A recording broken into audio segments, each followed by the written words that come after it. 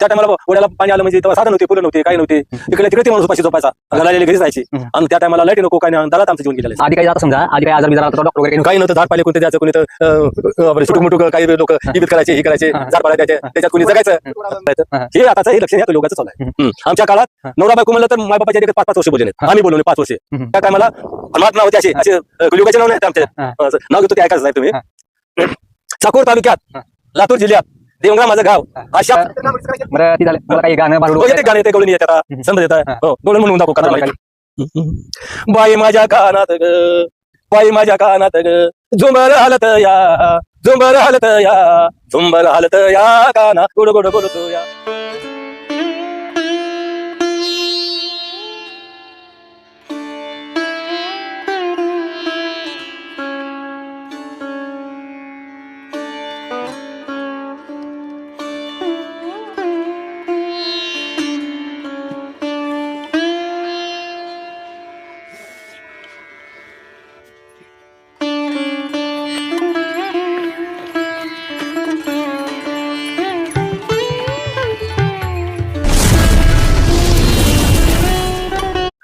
राम राम मंडळी, राम राम. शेतकरी पुत्र डॉक्टर सचिन पारवे या चॅनलमध्ये तुमचे पुन्हा स्वागत आहे.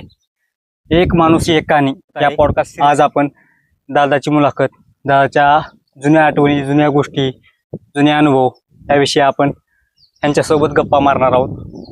तर दादा तुमचं नाव सांगा. माझं मारुती चोकोबा तांदळे, राहणार देवरा, तालुका चाकूर, जिल्हा लातूर या गावचे आम्ही रहिवासी आहोत. तर वय काय आहे तुमचं सध्या? माझं वय 1954 आहे. 1954चा जन्म आहे. जन्म हा. तर आता वय माझं कधी 70च्या पुढे गेले म्हणा की 72 वर्ष चालू आहे. 72. तर आधीचे म्हणजे तुमच्या काळात कसं होतं, म्हणजे जुन्या गोष्टी? आमच्या काळात परिस्थिती लई बिघड होती. पकड शेती असून का करावं, पाऊस लागायचे 4-4 महिने, पिकायचं नाही, काय नाही. मग पाऊस पडलं की तरवटा यायचा, ती तरवट्याची भाजी खायची, आंबाड्याची भाजी खायची. नंतर पुन्हा बरबडा सुद्धा आम्ही खाल्लेली माणसं. म्हणजे त्या टायमात दुष्काळ वगैरे दुष्काळ होता. पाऊस कसा होता? पाऊस भरपूर होता, पण पिकायचंच नाही, पाणी लागून सर्व शेती जायच्या. कुठं तर एखादी पिकलं तर त्याच्यात 4-8 पहिल्या माल व्हायचे, त्याच्यात संसार भागायचा नाही, काही नाही. अंगाला कपडा मिळायचा नाही. कपडे कसे राहते? कपडे उगा साधे राहायचे. आम्हाला सोडा साबण हे काहीच नव्हतं. आम्ही कपडा मळाला की सोड्या शाडूत घालून आम्ही वड्याला धुणं धुवायचं, आणि तेच एक कपडा अंगावर तेवढाच चढायचा. पाठ उघडी, सर्व शरीर उघड राहायचे, अशी आमची परिस्थिती होती. बरं त्या टायमाला आता पाऊस जास्त होता, कुठं आता म्हणजे शेताकडले माणसं शेताकडे, गावाकडे म्हणायची. हो, त्या टायमाला वड्याला पाणी आलं म्हणजे तेव्हा साधन नव्हते, फुलं नव्हते, काही नव्हते. तिकडे ते माणूस उपाशी झोपायचा, घरालेले घरीच राहायचे. आणि त्या टायमाला लाईट नको, काय नाही, दारात आमचं जीवन गेलेलं आहे. बरं हे ती म्हणणार मी. बरं त्या टायमाला आता गाड्या नव्हत्या, वाहन नव्हते, काही नव्हतं, रस्ते वगैरे काही नव्हतं, काही नव्हतं. आमच्या देखत सायकली आल्या, फटफट्या आल्या, मोटर आल्या, सर्व आल्या. आमच्या पिठाच्या गिरण्या सुद्धा नव्हत्या. आमच्या मंडळी जात्यावर दळण करून ते आम्हाला स्वयंपाक करायला घालत होत्या. आमच्या सुविधा नव्हत्या. कष्ट जास्त होतं म्हणायचं. कष्ट भयंकर होतं, पण उत्पन्नच नव्हती. उत्पन्न म्हणजे त्या टायमाला जमिनीची कसकस करत होती. जमिनीची करा गेलं, बक्कळ बैल राहायचे, चरण राहायचं भरपूर, पण पावसामुळे मेहनतच व्हायची नाही. पडक पडून जायचे रानं, पाणी लागून जायचे, पिवळे पडायचे ती अन्न धान्य, त्याच्या ओघाने पिकतच नव्हतं. त्या टायमाला पिकं काय होते? पिकं त्या टायमाला उडीद होता, मूग होता, आंबाड्या, सूर्यफुल, पिवळे होते, वराडी, अशा पद्धतीचे होते. बरं हे सोयाबीन, हरभरा, ऊस काही असं होतं का? ते नव्हते. ऊस कुठं तर होते, सोयाबीन हे तर नव्हते. आमच्या देखत पण आलते. एवढं आपलं गाव मोठं असताना फक्त 2 मळे होते. बरं हे मी म्हणालो का त्या टायमाला साखर कारखाने काही असं होतं का? काही नव्हतं. आम्हाला साखर म्हणजे काय ते आम्हाला माहित नव्हतं. सर्व गुळावरच व्हायचं. सण गुळावरच करायचा, चहा गुळाचाच प्यायचा. तेव्हा चहा पत्ती नको, कावळ्याच्या मुळे आणायच्या शेतातून, ती वाटायचं आणि त्या चहामध्ये टाकून ती काढा करून प्यायचं. लोकांना कावळ्याची मुळे माहिती आहे. आता कावळ्याची मुळे आता त्याला माहित नाही, ते झाड सुद्धा बघा नाही ते कावळ्याचं आता. असं आहे. आधी काही आता समजा आधी काही आजार बिजार आला तर डॉक्टर वगैरे काही नव्हतं. काही नव्हतं. झाड पाहिले कोणते द्यायचं, कोणी तर सुटूक मुटूक काही लोक इबीत करायचे, ही करायचे, झाड पाला द्यायचे. त्याच्यात कोणी जगायचं. जे आमचे होते इथं मावळे, त्यानं असं काही ताप फिप आली की नकर सुट घाला, त्याच्यात गुळ घाला, त्याचा चहा करा आणि कडक चहा कावळ्याच्या मुळे आणून प्या म्हणजे कमी होतोय म्हणायचे. आणि त्या टायमाला व्हायचं बी. आता कसं झालं, आता बिमाऱ्या वाढल्या. आता बिमाऱ्या कशानं वाढल्या. एका दिवसात जर भोपळा खायला येतो, एका दिवसात जर आंबा पिवळा पडतो, ही आताचे ह्याला समजा पौष्टिक आणच नको. हे समजा केमिकल असल्यामुळं हे रोग वाढले. म्हणजे फवारण्या काही काही काही पावडर. आता आमच्या काळात भोपळा लागायचा म्हणजे 3 महिने. आज फुल लागलं, मिळू लागले 3 महिन्याला भोपळा याचा. आता इंजेक्शनावर 2 दिवसात भोपळा खायला आला. बरं, आता तुमचं वय आहे 72 वर्ष. 72 वर्ष. आताची नवीन जी पिढी आहे 72 ला गाठतील का? ती आम्ही सांगू शकणार. आताच्या बघा गेलं तर आमची दंड आहे, तर त्याच्या अजून मांड्या नाहीत. ते शरीर नाही. वारं जर जास्त आलं त्याला हवलं वाऱ्या. तुमच्या काळात कुस्त्या होत्या. कुस्त्या हो आम्ही खेळलेल्या कुस्त्या. हो तुम्ही खेळा? खेळ कसं राहत होतं कुस्त्याचं त्या कुस्त्याचं? पहिलवानाला खोराक काय राहत होता? पहिलवानाचा त्या काळात खोराक काय, दूध भरपूर होते, जनावर भरपूर राहायचे.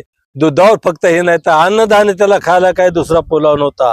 दूध, हे खारका, फेंड खजूर, हे असे पौष्टिक अन्न होते. भाजीपाला तरवटाचा झालं, आंबाडीचा, त्याच्या रक्त वाढायचं. त्याच्यामुळे आमचे शरीर पुष्टबंद राहायचे. आणि आताच्या मुलाला असे खाल्ल्यामुळं काही उपदरे येणार गेले 60 वर्ष सुद्धा जगू शकत नाही ती मुलं. बरं, ते हे तुमच्या काळामध्ये हे म्हणजे कुस्त्याचा खेळ बक्षीस किती काय राहत? बक्षीस आम्हाला तरी लहान मुलाला तो कसं त्या खोबराच्या ह्याच्यावर वाटीवर भागवायचे. जरा बडे झाले ते त्याला ते एक नारळ द्यायचे. आणि शेवटची कुस्ती म्हणलं तर त्याला 100 रुपये द्यायचा. अशी होय परिस्थिती होती. तुम्ही किती वर खेळा? आम्ही फक्त 4 आण्यावर खेळलो. 4 आण्यावर. बरं, मला एक सांगा की जुन्या काळात माणसाची माणुसकी वागणं कसं होतं? त्या काळात माणुसकी भयंकर होती, माया होती. त्याच्या जवळ जरी काही नसेल, कोरभर जर भाकर असली, ये बाबा जेव, एवढं कुटका खाऊन पाणी पे, बस उठ, माया म्हणता होती. आताच्या जमान्यात माया नाही, काय नाही. लोक कुठून निघाले ह्या जमान्याला. लोक कशावर बघलाले सध्या? हे सध्या ह्याच्याला लोक निस्ते ह्याच्यावर बघू लागले. या कलियुगाचं वारच तसं आहे. ही वारं पिवलं त्या कलियुगाचं, आणि त्याच्यासाठी त्याच्यावर नाचू लागले. तर पहिलं जे होतं ती सत्य चालणारे होते, विश्वास होता. इकून एका पैसे बसले तर जीवाला जीव द्यायचे माणसं होते. आताचे बसले तर इकून एकाचा जीव घ्यायला तयार आहेत. हे कशामुळे वाढाले? आता हे वाढायला हे परिस्थितीमुळे वाढलाय. हे अन्न वक्त खाऊ लागले तर त्याची बुद्धी बसू लागली. पैशाचं चलन झालं, त्याच्यामुळे माणूस ओळखून कसपट वाटलेले माणसं. आधीच जीव होता काळ, त्या टायमामध्ये नवरा बायको मध्ये संबंध चांगले राहत होते. आताच लोक बिघड्या, लगीन होईल नाही होईल. आता काल परवा एक घटना घडली आहे, ते तशा गोष्टी घडल्या होत्या. म्हणजे त्या पोरीनं नवऱ्याला आधीच मारले लग्नाच्या, तसे प्रकरण घडले आहेत. ह्याच्यावर काय बोलताल तुम्ही? त्या बोला म्हणजे ती कशावर अशी घटना होऊ लागली आहे. दारू पिणं झालं, वाईट वागणं, ही आश्रयामुळे ही मुलावर विश्वासच ठेवून गेल्या आता. आणि त्याच्यामुळे त्याचा घातक खुलालाय मुलाचा. मुलीचा कोणा दारू पिऊन मुलीचा कोरला येत, आणि मुली त्रास देऊ लागला नवरा म्हणून कोरला येत. हे आताच हे लक्षण ह्या कलियुगाचं चालू आहे. आमच्या काळात नवरा बायको म्हणलं तर मायबापाच्या देखत 5-5 वर्ष बोलले नाहीत. आम्ही बोललो नाही 5 वर्षे. लगीन झाले की तुम्ही 5 वर्ष बोललो नाही. काळ्यात बसून सांगतो साहेब, 5 वर्ष बोललो नाही. हा जवळ बी गेलो नाही, माया बायको म्हणून गेलो नाही. त्या टायमात म्हणजे लग्न झालं तर 5-5 वर्ष बोल किंवा काय? मर्यादा होती त्या टायमाला, मर्यादा होती. आताच कसं झालंय? आता हिजऱ्याचा काळ निघालाय. सांगाल तर कसं? आता सांगाय गेलं की सुरीक जमली की मोबाईल विकून करायला द्यायचे निघाले. त्या मोबाईलवर समजा अगोदरच होऊन आले. आमच्या काळात मोबाईल नव्हते, काय नव्हते. ती मुलगी बापानं बैठला, ती वक्ती असू नक्ती असू काळी असू आम्हाला पास करावंच लागत होतं. आताच्या जमान्यानं मुलीने मला वाटते बापाला हे मला पास आहे, मुलाला मला वाटते बापाला मला हे मुलगी पास आहे, नाही म्हणले की त्याचं नाहीच. आताचा जमाना वेगळा निघाला, आमचा जमाना वेगळा होता. बरं ते मोबाईल देणं, पुन्हा ते आता तर लग्नामध्ये ती मोठ्या मोठ्या टेव्या ठेवल्या आहेत दावल्याचं लग्नामध्ये सगळंच. म्हणजे अगोदर काय केलं ती लग्नामध्ये दावल्याचं प्री वेडिंग म्हणते त्याला. हे कशामुळं काय तुम्हाला काय वाटतं ह्याच्यामुळे? हे आमच्या तर काळात नव्हतं बघा काही. आमच्या काळात काय नाही, समजा सलम काड्या उभा करायचे, ते बांडव घालायचे, आंब्याचे फाटे लावायचे, 4 पत्रे करायचे. वर 8 जण याचा असं तर 2 गाड्या झोपायच्या, मोठ्याचा अशा तर 25 गाड्या जायच्या. गरीबाई झाली तर 1 गाडी जायची, बैलगाडी, आणि तेवढं लग्न लावून यायची माघारी. त्या टायमात तुमचं लग्न कसं झालंय? आमच्या टायमाला मिलू होता बघा, मिलू आलता. मिलू म्हणजे मिलू ती निघालता, ती सुगडी मिलू लाल ज्वारी आलती, त्याच्या भाकरी केल्या आणि सुगडीचा शिरा केला, ती बी गुळाचा, आणि तीच आम्ही जेवण दिलं आणि आमचं लग्न करून घेतलं. सासरवाडी कुठली आहे? सासरवाडी लातूर जवळ रायवाडी आहे. रायवाडीची सासरच आहे. मालकीन आहे का? मला आहेत की मालकीन आहेत. एखादी उखाणं येते का? उखाणं वगैरे काय येते का? हो येते की येते. घ्या बरं. मला नाव बी सुद्धा येते साहेब म्हणतो. नाव घ्या, उखाणं घ्या बरं. नाव घेतो साहेब. त्या टायमाला फरमाट नाव होते असे कलियुगाचे नाव नाही तर आमच्या नाव घेतो ते ऐका साहेब तुम्ही. चाकूर तालुक्यात लातूर जिल्ह्यात देवंगरा माझं गाव, आरशामध्ये कुंकुली ते अरुण आहे तिचं नाव, असे नाव व्यवस्थित होते. अरुण आहे का मालकीन? अरुण नाव आहे मालकीनीचं. या नमुन्याचे नाव राहायचे. आता कशाचे का करायचं? सासरा येत असलं तर येत नाही, येत नाही.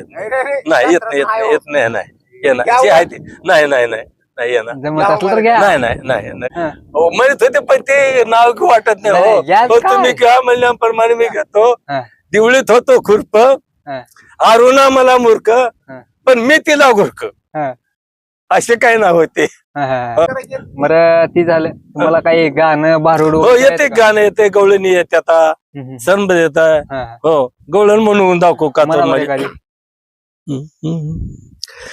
बाई माझ्या कानात ग, बाई माझ्या कानात ग, झुंबर हालत या, झुंबर हालत या, झुंबर हालत या, काना गोड गोड बोलतो या, झुंबर हालत या, काना गोड गोड बोलतो या.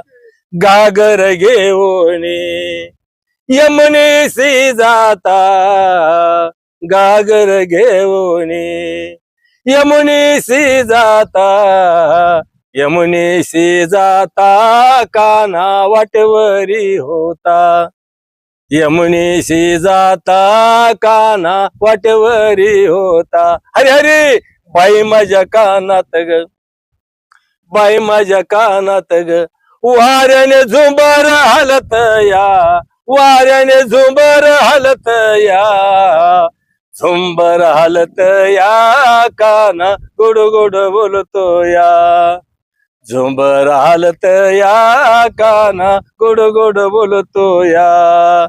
दही दूध घेऊने मथुरेशी जाता, दही दूध घेऊने मथुरेशी जाता, मथुरेशी जाता, काना आडवीत होता, मथुरेशी जाता, काना आडवीत होता. बाई माझ्या कानात ग, बाई माझ्या कानात ग, झुंबर हालत या वाऱ्याने झुंबर हालत या झुंबर हालत या काना गुड गुड बोलतो या झुंबर हालत या काना गुड गुड बोलतो या एका जनार्दने गवळण राधा एका जनार्दने गवळण राधा गवळण राधा लागे हरीच्या नादा गवळण राधा लागे हरीच्या नादा बाई माझ्या कानात ग बाई माझ्या कानात ग वाऱ्याने झुंबर हालत या वाऱ्याने झुंबर हालत या झुंबर हालत या काना गुड गुड बोलतो या झुंबर हालत या काना गुड गुड बोलतो या काना गुड गुड बोलतो या काना गुड गुड बोलतो या गोपाला गोपाला देवकी नंदन गोपाला गोपाल चांगला आवाज आहे हो तुमचा आवाज चांगला आहे आणि बरंच द्यायला राहते आहे बाबा लई केलेलं आहे अभ्यास लई केलेला आहे नाही 4थी पास पण अभ्यास खोल होता आमचा त्याच्यावर वाचाय वगैरे ते वाचन ग्रंथ वाचता पोत्या वाचता का वाचता शिवलीला अमृत वाचला सत्यनारायण वाचता झालं पांडव प्रताप वाचला हरिविजय वाचला सर्व वाचलो आम्ही भारुडे गाता गवळणी म्हणता माणसाचे लग्न लावता नकला करता सोंग करता सर्व गुणांना आम्हाला संपन्न देवाण ठेवलेलं आहे बारूड वगैरे येते का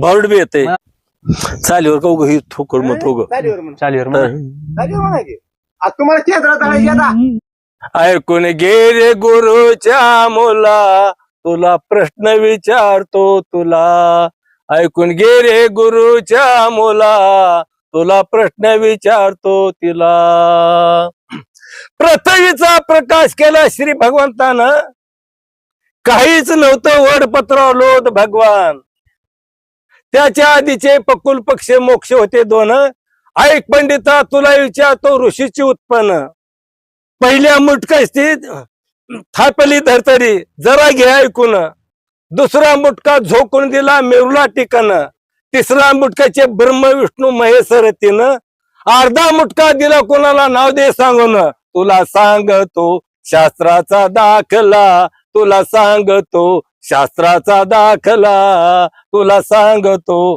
शास्त्राचा दाखला प्रश्न विचारला अर्धा मुटका कोणाला नाव द्या सांगून म्हणला ती कुणी नाव सांगावं नंतर मी अजून दुसरे बावड गाईन त्याच्यावर हे कुणी कुणाला येत असं तर अर्धा मुटका कोणाला दिलाय हे नाव जर त्याने जर मला उत्तर दिले तर अजून मी त्यांना प्रश्न टाकणार कमेंट मध्ये सांगा अर्धा मुटका काय अर्धा मुटका दिला कोणाला नाही अर्धा मुटका कुठं आहे काय नाही तुम्ही कमेंट मध्ये सांगा मग ते असे ना अर्धा मुटकाची आहे अरे एवढंच दे रे बाबा सांगून तुझा जन्म झाला कोठून एवढंच दे रे बाबा सांगून तुझा जन्म झाला कोठून आज मी एक नवल पाहिलं 7 तोंडाचं जनावर पाठीवर 12 पाय पाय त्याला 30 खुर आणि एवढंच दे रे बाबा सांगून तुमचा जन्म झाला कोठून एवढंच द्या हो बाबा सांगून तुमचा जन्म झाला कोठून आज मी एक नोंद पाहिलं खाली शेंडांवरती बुडाय आज मी एक नोंद पाहिलं खाली शेंडावरती बुड कोण त्या गडगडन 4 पाट्यात गेले चौकड ते कोण आहे अरे एवढंच दे रे बाबा ऐक एवढंच द्या हो बाबा सांगून तुमचा जन्म झाला कोठून एवढंच द्या हो बाबा सांगून तुमचा जन्म झाला कोठून आज मी एक नोंद पाहिलं येळू बनाट होत शिरलाय आज मी एक नोंद पाहिलं येळू बनाट उठ शिरलाय हात पाय त्याला काहीच नाही ती कसं जन्माला त्याचा दे दाखवला सांगून अरे एवढंच द्या हो बाबा सांगून जन्म झाला तुझा कोठून एवढंच द्या हो बाबा सांगून तुमचा जन्म झाला कोठून मी आज एक नवल पाहिलं अवचित आज मी एक नवल पाहिलं अवचित तळ तळ्यात की दुरून पाहतो कोरड तळ आहे ती अवचित तळ आहे पण दुरून पाहिलं ती कोरड तळ आहे आणि तळ्यात की पाणी जळबळ आहे आणि एवढंच दे रे बाबा सांगून कोणतं तळ आहे एवढंच द्या हो बाबा सांगून तुमचा जन्म झाला कोठून एवढंच द्या हो बाबा सांगून तुमचा जन्म झाला कोठून दास म्हणे ऐकून घे बाबा तुझ्या गुरुला जा शरण जा माझ्याकडे उत्तर सांगा आणि एवढंच द्या हो बाबा सांगून जन्म झाला तुझा कोठून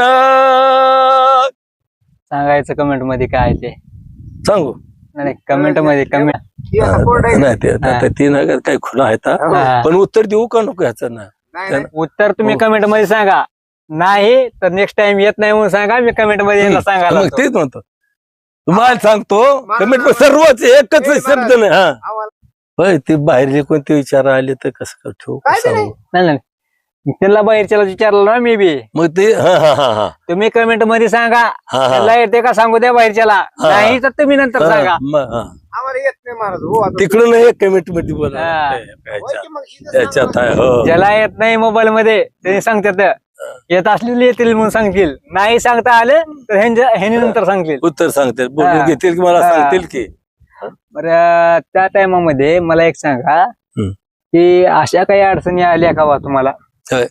म्हणजे समाज आहे समाजाचं काही हिनवणं असेल किंवा त्रास झाला असेल किंवा म्हणजे कसं आहे आता बघणं वागणं त्याच्याबद्दल तुम्ही काय सांगाल आमच्या काळात जरा लय शिवाशिवीचा प्रकार होता आम्हाला म्हणजे नेमकं शिवाशिवीचा प्रकार नेमकं शिवाशिवचं ते कुत्र्याला धरायचे पण आम्हाला गोरगरीब हरिजन मांग महार ह्याला म्हणलं तर आम्हाला दूर ठेवायचे कोण तुमचे सोड ना लोक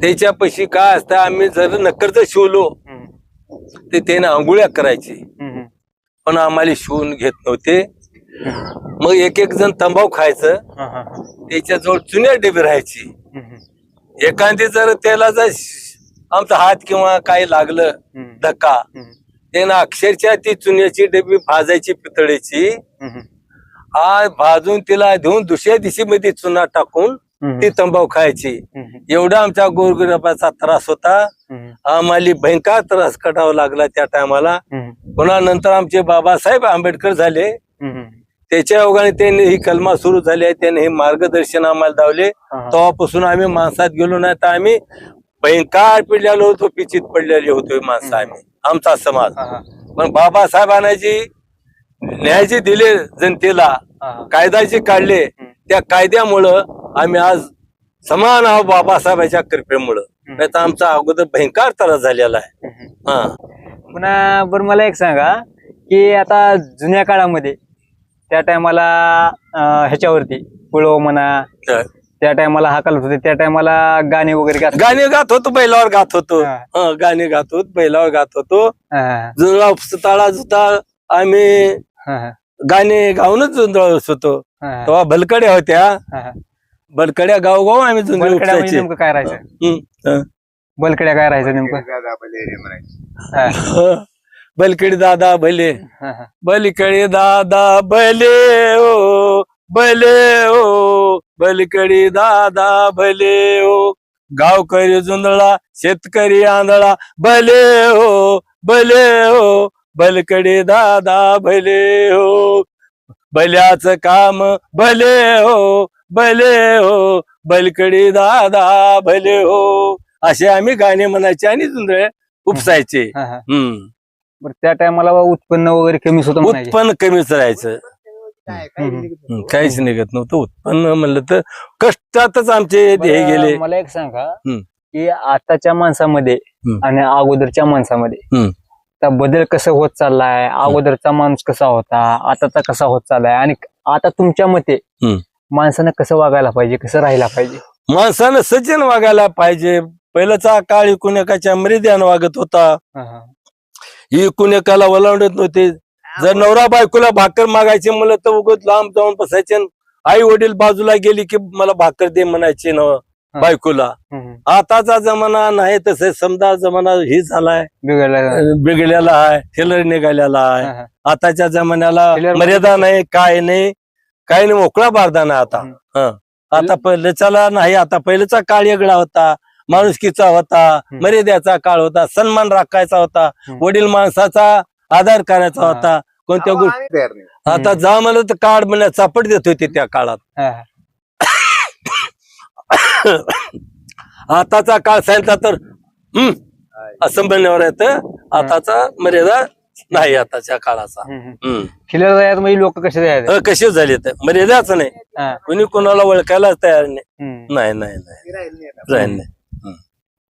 बरं, नवीन जी पिढी आहे, आता नवीन पिढी म्हणजे आता नवीन जी पोर आहेत किंवा जी, तर त्यांना तुमच्या ह्या भाषेमध्ये कसं राहायला पाहिजे, एक दोन शब्द सांगता का? ह्या भाषेमध्ये राहायला आई वडिलाचा सन्मान करावा. आई वडिलाच्या ह्यानं त्याच्या सांगण्याप्रमाणे वागावं. झालं त्याच्या सांगण्याप्रमाणे वागल्यावर आपल्या जीवनाचं नीट होतं. जर त्याचा संस्कार लागतो. आई वडिलाला जर आज विसरलं तर समजूची सत्या संसारात. आई वडिलाला किती जर केलं तर देव मानलं पाहिजे. आई वडिलांना जन्म दिलेला आहे, त्याचं पालन पोषण केलेलं आहे. आणि आता ह्या कलियुगात बापाला चुटून मारला येतं. ही पद्धत बिघडल्यामुळे ही आताची मुलं 60 वर्ष सुद्धा जगू शकत नाहीत. कशामुळे शकत नाहीत? मायबापाला जोड्यानं मारलाय, त्याच्यामुळे ही लोक जगू शकत नाही. गोष्टी घडल्या आता, मारणं असेल किंवा अनाथ आश्रमात त्याला भाकर जर म्हातारी मसाला असलं तर त्याला असा जमाना निघालाय. त्याच्यामुळं बिघड झालेला आहे कलियुगात. ग्रंथ कोणते कोणते वाचला? आम्ही ग्रंथ पांडव प्रताप वाचला, हरिविजय वाचला, शिवलीला अमृत वाचला, पुन्हा नंतर सत्यनारायणची पोथी वाचला. अजूनही वाचितच असता मी. बरं, मला एक सांगा की आता काही जण वाचनाचं प्रमाण कमी झाले, मोबाईल वगैरे बघण्याचं प्रमाण वाढले. मला एक सांगा की बाबा वाचल्यामुळं माणसामध्ये काय बदल होते? आता तुमची तर 4थी शिकला, तुम्ही वयस्कर आहात. पुढील जी आता शिक्षण घेऊन येतं किंवा जे आता वयस्कर असतील किंवा कमी वयाचे असतील, शिक्षण घेतलेले असू द्या, अशिक्षित असू द्या, काही असू द्या, पुस्तकाकडे प्रमाण बघायचं कमी झाले. मोबाईलचे प्रमाण वाढले. मोबाईलकडे बघणं, मोबाईल मध्ये व्हिडिओ बघणं, काही बघणं, मोबाईल मध्ये बघणं चालू. तर पुस्तकाचा परिणाम वाचल्यामुळे काय चांगला होते का वाईट होते ते एकदा सांगा. कारण चांगला होते हा मला माहिती आहे, पण तुमच्या भाषेमध्ये त्याचा फायदा काय होते आपल्या जीवनामध्ये? आपल्या जीवनामध्ये पुस्तक वाचले किंवा ग्रंथ वाचले, कोणते ज्ञानेश्वरी वाचली, ही वाचली तर माणसाला मार्ग चांगला लागतो. कशामुळं? ती ज्ञान राहते त्या ग्रंथामध्ये. ती ग्रंथ वाचलं त्याला अनुभव येतोय, या ग्रंथात काय लिहिलंय आणि काय नाही, ही सर्व अनुभव येतो ज्या माणसानं ग्रंथ हे ते वाचलेत. हो, त्याला ती वेगळाच मार्ग लागतो. आणि ज्याने ग्रंथ जे वाचले नाहीत, कोणते पुस्तक वाचले नाहीत, त्याला काहीच नाही. शिक्षण जे आहे, शिक्षण जे घेतले जितके लोकांना, तितके लोक आणखी सुद्धा त्यानं आपल्या आपल्या स्वभावानं चांगलेच आहेत आणि त्याला चांगलंच वळण लागले. आणि जी पुस्तक वाचले नाहीत, ग्रंथ वाचले नाहीत, ती निश्चित वाईट दारू पे, गांजे पे, वाईट वागणं, वाईट बोलणं, याच्यामुळे फरक पडत चाललाय. पुस्तक वाचल्याला परिणाम चांगला असतो, सुधारते, माणसाचे विचार बदलते, चांगले होते. एकदम योग्य तुम्ही सांगितलेलं मला आवडलं. प्रेक्षकांना तुम्ही हे कमेंट करून सांगा की दादानं काय म्हणजे भारुड म्हणल्यात. बाबासाहेब आंबेडकरांविषयी त्यांनी थोडक्यात स्वतः लिहिलेलं गाणं, आणि ते पण त्यांनी त्यांचा म्हणजे ते पण म्हणून दाखवलं आपल्याला. ते पण चांगलं आहे, एकदम आवाज पण चांगला आहे यांचा, आणि एकदम यांची कहाणी चांगली वाटली. आणि ग्रामीण भागामध्ये राहून त्यांनी बरेच म्हणजे जे पुस्तकं आहेत आपल्या म्हणजे वाचायला पाहिजे. आता आपण दुर्लक्ष करत चालला, नवीन पिढी ते वाचायला पाहिजे, आपण दुर्लक्ष करत चालला, पण ते वाचायलाच पाहिजे. कशामुळे वाचायला पाहिजे ते पण त्यांनी चांगल्या भाषेमध्ये सांगितलं. कारण कसं आहे, एखादी जर पुस्तक आपण वाचलं तर त्याच्या एका पानामधून एक काहीतरी गोष्ट शिकायला मिळते. हर एक पुस्तकामधून काहीतरी शिकायला मिळते, नवीन नवीन अनुभव येतात. त्यासाठी पुस्तकं नक्की वाचला. आणि वाचलाव तर कोणते पुस्तक वाचलाव हे कमेंट करून नक्की सांगा. तर दादाची मुलाखत कशी वाटली आणि ह्यांचा अनुभव कसा वाटला किंवा ह्यांचे भारुड वगैरे कसे वाटले कमेंट करून नक्की सांगा. व्हिडिओ आवडला तर लाईक करा, चॅनलला सबस्क्राईब करा आणि असेच व्हिडिओ पाहण्यासाठी डॉक्टर सचिन पारवे शेतकरी पुत्र या चॅनलला सबस्क्राईब करून घ्या. आणि भेटूया लवकरच आपण एक नवीन व्यक्तीची मुलाखत घेऊन. एक माणूस एक कहाणी ह्या पॉडकास्ट सिरीज मध्ये. जय हिंद, जय महाराष्ट्र. धन्यवाद. धन्यवाद.